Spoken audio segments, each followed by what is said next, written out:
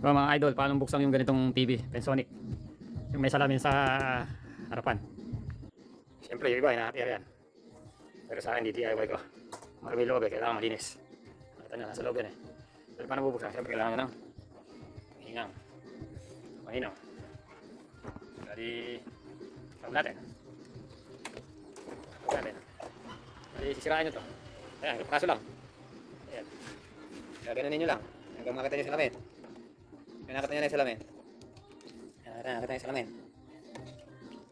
Pipingas lang konti. Tapos okay na yan. Tapos, isalisin ko pala yung panghinang ko.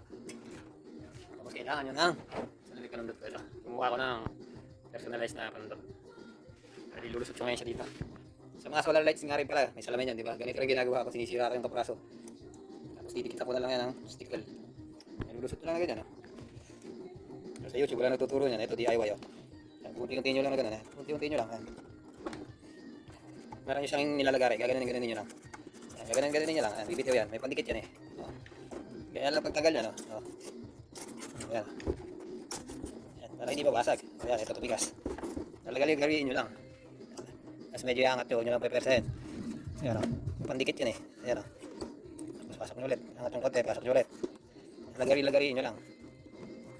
Ayan o. Mahirap talagang baklasin to eh. Ayan o. Ano lang siyempre. Ulit-ulitin nyo lang para bumiti yung pandikit. Ayan o. Para nyo lang lalagariin. Ayan o. Ayan. Wala na. Tapos yung ulit-ulitin yung ganun. Pandikit. Ayan o. Pandikit o.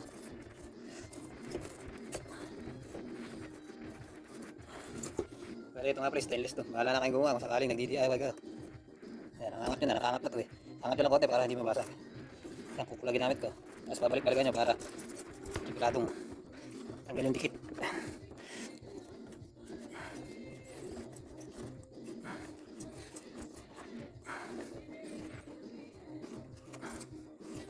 Dikit to.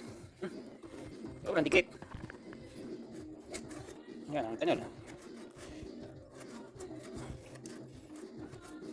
Hirap na tayo, matalim to. Ayan. Medyo matagal to. Bali, duduktong ko na lang pagka tapos na ako tanggalin. Tsaga-tsaga lang. Duduktong ko lang pagkatapos papakita ko. Ito lang mga idol, gumamit na ako ng basahan. Kasi matalim yung gamit kong panghiwa eh. Stainless yan eh. Sikutin nyo lang na ganyan ha. Pabalik-balikan nyo. Para siguradong mawala yung dikit. Natin na ako matapos ha.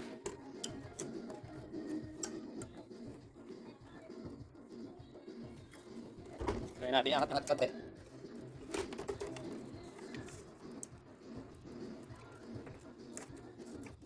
Yan, angat-angat ko na eh.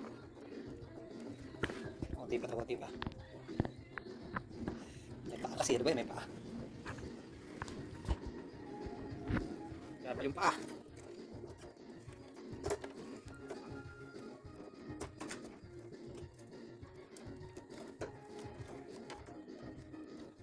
Takot nila.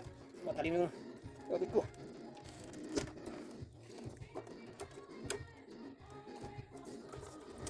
Dito sa kabila naman.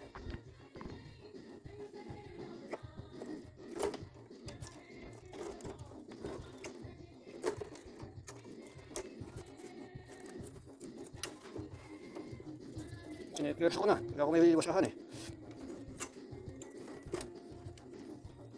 Meron ako na.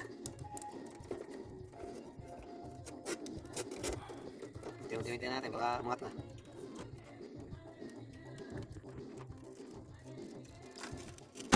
Yo, talo. Ito, hindi nabasag.